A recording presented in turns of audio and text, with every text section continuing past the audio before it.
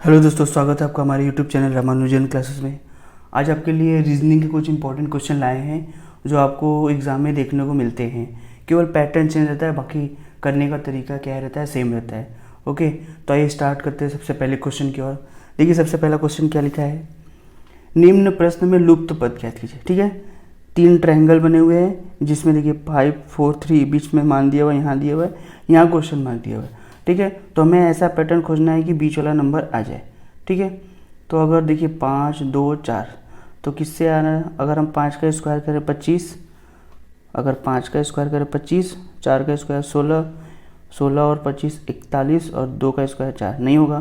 तो इन दोनों का अगर तीनों नंबर का मल्टीप्लाई करके देखते हैं तो देखिए 5 गुणे 2 गुणे 4, तो 5 दूना 10, 10 चौके 40, तो बीच वाला नंबर हमको मिल रहा है। इसी प्रकार क्या इसमें भी मिल रहा है, 3 गुणे 5 गुणे 3, 3 पचे 15, 3 45, हाँ मिल रहा है। तो आइए इसको भी चेक कर लेते हैं। ठीक है, तो 4 गुणे 6 गुणे 1, 4 छंग 24, 24 एकम 24, तो क्या 24 हमारे ऑप्शन में दिया गया है? हाँ, ऑप्शन नंबर सी क्या है, 24 में दिया गया है। तो इसका जो आंसर है वो क्या हो जाएगा, 24। ओके, तो यहाँ क्वेश्चन मार्क की जगह कितना आ जाएगा, 24। ओके, देखिए अगला क्वेश्चन क्या दिया गया है। ठीक है, तो दिया गया है, दिए गए विकल्पों में से संबंधित संख्या को चुनिए।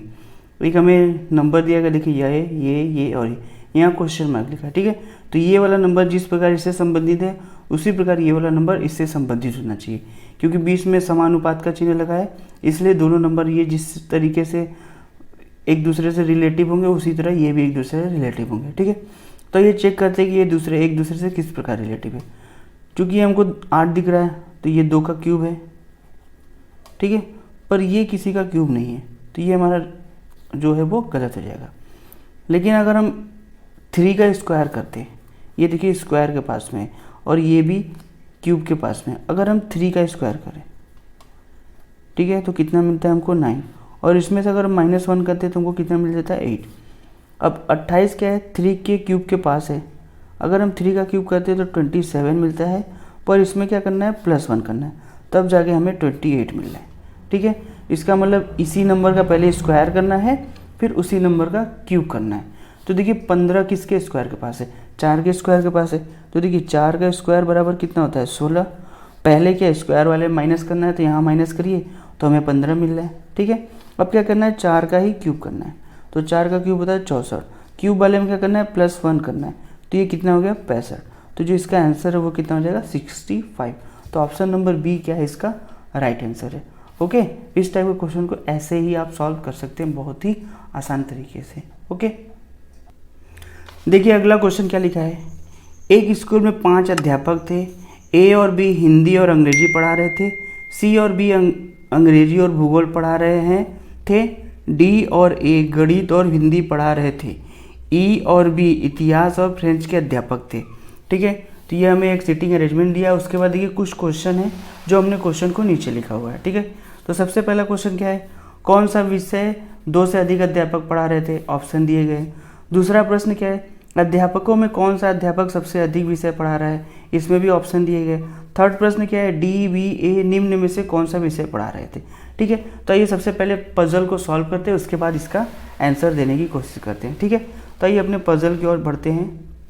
ठीक है, तो देखिए हमारा पजल क्या बोल रहा है, पहले धीरे धीरे डेटा लेंगे उसके बाद इसको सॉल्व करते हैं। ठीक है, देखिए क्या है कि ये अध्यापक और पढ़ा रहे हैं, तो हमें विषय पता है कौन कौन सा है। तो सबसे पहले आइए विषय को लिखते हैं। देखिए ए और बी हिंदी और अंग्रेजी, तो यहाँ से हमें मिला हिंदी, उसके बाद अंग्रेजी है, आप ऊपर लिख सकते हैं यहाँ विषय और यहाँ अध्यापक। ठीक है, तो देखिए ए और बी हिंदी और अंग्रेजी पढ़ा रहे थे, ए भी हिंदी पढ़ाता है और अंग्रेजी भी पढ़ाता है, और सॉरी ए अंग्रेजी और हिंदी पढ़ाता है, बी भी पढ़ाता है। ठीक है, दोनों क्या करते हैं, हिंदी भी पढ़ाते हैं और इंग्लिश भी पढ़ाते हैं।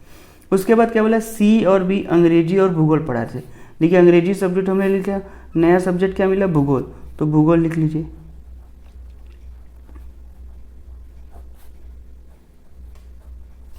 अब देखिए सी और बी अंग्रेजी और भूगोल पढ़ा रहे थे, मतलब सी भी अंग्रेजी पढ़ा रहा है और बी भूगोल भी पढ़ा रहा है, ठीक है। अब आगे बढ़ते हैं, डी और ए गणित और हिंदी पढ़ा रहे थे। हिंदी हमने लिख लिया, नेहा में क्या मिला, गणित मिला, तो यहाँ गणित लिख लीजिए। अब देखिए डी और ए, हिंदी तो यहाँ पे पहले से ए पढ़ा रहा था, तो डी भी हिंदी पढ़ा रहा है, और उसके बाद डी क्या है, गणित भी पढ़ा रहा है, और ए भी क्या कर रहा है, गणित पढ़ा रहा है, ठीक है। अब आगे बढ़िए और आगे चलते हैं। ई और बी इतिहास और फ्रेंच के अध्यापक हैं, 2 सब्जेक्ट हमें और मिला, इतिहास, ई और बी दोनों पढ़ाते हैं, और फ्रेंच भी कौन पढ़ाता है, ई और बी पढ़ाते हैं, ठीक है। तो हमारा पजल क्या है, सॉल्व हो गया। अब आइए क्वेश्चन की ओर बढ़ते हैं और इसका जवाब देते हैं। देखिए सबसे पहला क्वेश्चन क्या लिखा है, कौन सा विषय 2 से अधिक अध्यापक पढ़ा रहे थे, कौन सा विषय, मतलब फ्रेंच, हिंदी, इतिहास, भूगोल। तो आइए आप पहले अपना वो देखते हैं पजल, उसके बाद लगिए। हिंदी कितने लोग पढ़ाते हैं, 1 2 3, अंग्रेजी 1 2 3, बाकी सब में 2 2 है। तो अब ऑप्शन के अकॉर्डिंग चलेंगे, अगर दोनों दिया रहेगा तो दोनों आंसर होगा, किसी में से एक दिया रहेगा तो एक आंसर होगा, ठीक है। तो देखिए पहला क्वेश्चन में ऑप्शन क्या है, फ्रेंच, हिंदी, इतिहास, भूगोल। तो इंग्लिश नहीं दिया है तो हिंदी 3 भी लोग पढ़ा रहे थे, तो हमारा जो आंसर हो जाएगा वो क्या हो जाएगा, हिंदी हो जाएगा। दूसरा क्वेश्चन क्या बोला है, अध्यापकों में कौन सा अध्यापक सबसे अधिक विषय पढ़ा रहा था। तो अध्यापक हमारे इधर है, देखिए ए, देखिए कहाँ कहाँ है, ए 1 2 3 जगह है, बी 1 2 3 4 5, तो बी हमें सबसे ज़्यादा मिला, क्योंकि डी यहाँ है, सी कहीं एक ही जगह है, ठीक है। तो सबसे ज़्यादा विषय कौन पढ़ा रहा है, बी पढ़ा रहा है, ठीक है। तो ऑप्शन नंबर बी इसका क्या होगा, राइट आंसर हो गया। लास्ट क्वेश्चन देख लीजिए, डी, बी और ए निम्न में से कौन सा विषय पढ़ा रहे थे। तो ये देखते हैं, डी बी ए क्या पढ़ा रहे हैं, हिंदी पढ़ा रहे हैं, ओके, तीनों हैं। तो इसका आंसर क्या हो जाएगा, केवल लास्ट ऑप्शन हिंदी, ठीक है। तो ये एक पजल था, इसको ऐसे ही आप धीरे धीरे सॉल्व करेंगे तो पजल आसानी से सॉल्व हो जाता है, और इसके क्वेश्चन भी कभी कभी 2 से 3 क्वेश्चन आता है, कभी कभी तो 5 भी क्वेश्चन देता है, ठीक है। तो अब इसको ऐसे ही सॉल्व करेंगे। आई होप आपको क्वेश्चन अच्छे से क्लियर हो गया होगा। आइए अगले क्वेश्चन की ओर आगे बढ़ते हैं। अगला क्वेश्चन क्या दिया है, दिए गए विकल्पों में से विषय समूह चुनिए, विषम समूह चुनिए, मतलब 4 ऑप्शन दिए, इनमें से जो अलग होगा उसको हमको आंसर में बताना है, ठीक है। तो आइए सबसे पहले ए वाले को चेक करते हैं। देखिए ए लिखा है, थोड़ा दूर दूर लिख लेते ताकि पता चले, ई और जी। अब ए में कितना जोड़े, तो +2 करेंगे तो सी मिलेगा, सी में कितना जोड़े कि ई मिले, +2 करेंगे आप तब मिलेगा, ठीक है। ई एफ जी, इसमें भी +2 करेंगे तो जी मिलेगा, मतलब सारे में +2 हो रहा है। बी वाले ऑप्शन को चेक कर लीजिए, थोड़ा उसको भी दूर दूर लिख लेते, बी डी एफ एच, ठीक है। बी सी डी, इसमें +2 करेंगे तो आपको मिलेगा, डी ई एफ, इसमें भी +2 करेंगे तब आपको मिलेगा, एफ जी एच, इसमें भी +2 करेंगे तो इसका मतलब ये दोनों ऑप्शन क्या हमारे मैच कर रहे हैं।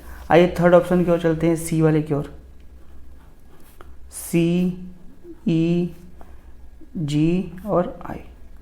देखिए सी से ई मतलब सी डी ई +2 करेंगे, यहाँ भी E F G +2, ji H I +2, ठीक है।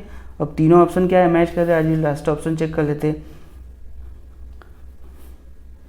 डी ई एफ और आई, ठीक है। डी के बाद देखिए ई +1 कर नहीं पा रहा है, ई के बाद एफ +1 कर नहीं पा रहा है, एफ जी एच +2 कर नहीं पा रहा है। इसका मतलब जो डी वाला है ये क्या है, हमारा विषम समूह है। तो इसका राइट आंसर क्या हो जाएगा, ऑप्शन नंबर डी इसका राइट आंसर हो, ठीक है। इस तरीके के क्वेश्चन को आपको करने के लिए आपको अल्फ़ाबेट के नंबर्स याद रखना चाहिए कि इसके पोजीशन जो है, नंबर वैल्यू उन्हें याद रखना है। जैसे ए का 1, बी का 2, सी का 3, इस टाइप के जितने भी उनके नंबरिंग है वो आप याद कर लीजिए। आपको याद रहेगा तो क्वेश्चन करने में बहुत आसानी होगी, क्योंकि इस टाइप का क्वेश्चन आपको 1 से 2 देखने को एग्जाम में ज़रूर मिलेंगे, ओके। आइए अगले क्वेश्चन की ओर आगे बढ़ते हैं। देखिए क्वेश्चन क्या किया है, दी गई समीकरण को संतुलित करने तथा स्टार चिन्हों को प्रतिस्थापित करने के लिए गणितीय चिन्हों का सही क्रम समूह चुनिए। देखिए हमें एक आंसर दिया गया है, ठीक है। उसके बाद 4 ऑप्शन दिए जाते हैं इसमें, प्लस माइनस डिवाइड भागा, इसी तरह 4 ऑप्शन दिए, ठीक है। अब आपको चेक करके ये सारे ऑप्शन के अकॉर्डिंग चेक करके रखना है कि कौन सा ऑप्शन इसमें से सही है, ठीक है। तो स्टार की जगह जैसे ये चिन्ह दिए गए, इन सबको हमको रख रख के चेक करना पड़ेगा। ठीक है, तो ये सबसे पहले ए वाले को चेक करते हैं। देखिए नंबर तो यही रहेंगे, पहला साइन क्या है प्लस, फिर 3 नंबर, दूसरा साइन क्या है माइनस, फिर 5 है, फिर बराबर है, फिर 20, फिर भागे 2। अब इसको सॉल्व करिए, तो बराबर है बीच में, तो दोनों मान LHS RHS बराबर होने चाहिए। तो सॉल्व करके देखते हैं, अगर बराबर आ जाएगा तो यही हमारा आंसर होगा, नहीं तो फिर दूसरा चेक करेंगे। देखिए 15, और इसको सॉल्व करने के लिए बॉडमास नियम का यूज़ करेंगे। ओके, देखिए 15 3 18, 18 में से 5 गया 13, और 20 से इसको भाग देंगे तो 10। तो क्या दोनों बराबर है? नहीं। इसका मतलब ऑप्शन ए क्या है हमारा? गलत। आइए बी की ओर चेक करते हैं। 15 गुणा है 3 माइनस 5 बराबर 20 गुणे 2। ठीक है, अब इसको चेक कर लीजिए। 15 3 45 माइनस 5 बराबर 20 दूना 40, ये 40 बराबर 40। ठीक है, तो ये क्या हो गया? बराबर हो गया। तो ये क्या है हमारा? सही है। लेकिन हाँ, अब ऑप्शन कब इसको सही कर लेंगे, बाकी ऑप्शन आप नहीं चेक करेंगे कब? तो इसका मतलब ये गलत हो गया, ये गलत हो गया, और ये हमारा क्या है? सही है। ऐसा हम लोग तीसरा सी और डी क्यों नहीं चेक किए? क्योंकि इसमें नन ऑफ दिस नहीं दिया था। सॉरी सॉरी, देखिए कहने का मतलब ये है कि इसमें नन ऑफ दिस अगर दिया रहता तो हम इसको आगे ऑप्शन चेक करते हैं। क्योंकि नन ऑफ दिस नहीं दिया है तो हमारा यही क्या है? हमको मिल गया, तो यही हमारा आंसर हो गया। आगे हमें चेक करने की ज़रूरत नहीं है। ओके, देखिए नेक्स्ट क्वेश्चन क्या लिखा गया है। निम्न प्रश्न में लुप्त पद ज्ञात कीजिए। 24 29 39 क्वेश्चन मार्क 74। यहाँ हमें बताना है कि कौन सा नंबर आएगा। ठीक है, तो देखिए क्वेश्चन सीरीज के क्वेश्चन जब भी आते हैं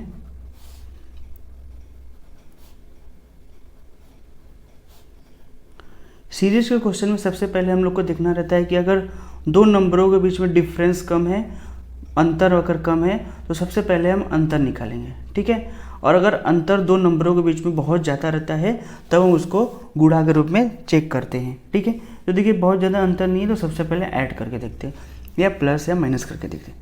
ठीक है, तो देखिए इन दोनों में अगर हम 24 में कितना जोड़ो कि 29 आ जाए, तो 5 जोड़ने पर 29 आता है। ठीक है, अब 29 में अगर हम प्लस 10 करते हैं तो हमें कितना मिलता है? 39 मिलता है। इसका मतलब देखिए यहाँ 5 बड़ा फिर 10, इसका मतलब 5 के टेबल के थ्रू आ रहा है, तो इसका मतलब अगला हमें 15 होना चाहिए। ठीक है, अगर हम इसमें 15 जोड़ते हैं तो 9 5 14 का 4, 3 1 4 और 1 5 आना चाहिए। तो देखिए 5 हो गया, 10 हो गया, 15 हो गया, तो अब अगला नंबर क्या होगा? 20 होगा। क्या 54 में अगर हम लोग इस नंबर में अगर हम 20 जोड़ते हैं तो 74 आ रहा है? हाँ आ रहा है। तो इसका मतलब हमारा जो आंसर है वो कितना है? 54 है। चूँकि हमें अंतर में ही मिल गया इसलिए हमें आगे चेक करने की ज़रूरत नहीं है। अगर नहीं मिलता तो हम अगला गुणा का कुछ भी ट्रिक करके इसको सॉल्व करने की ज़रूरत पड़ती है। बस आप एक बात का ध्यान रखिएगा कि जब भी हमें अंतर कम दिखे तो सबसे पहले हमें अंतर ही लेना है। ठीक है, उसके बाद देखिए जो इसका चूँकि आंसर 54 है तो ऑप्शन नंबर बी इसका क्या है? राइट आंसर है।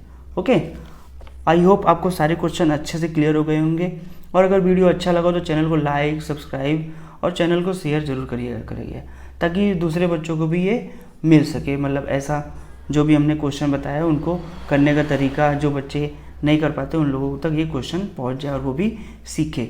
ठीक है, और अगर वीडियो में कुछ कमी हो तो कमेंट जरूर करिएगा, हम उसे सुधारने की ज़रूर कोशिश करेंगे। Okay, thank you.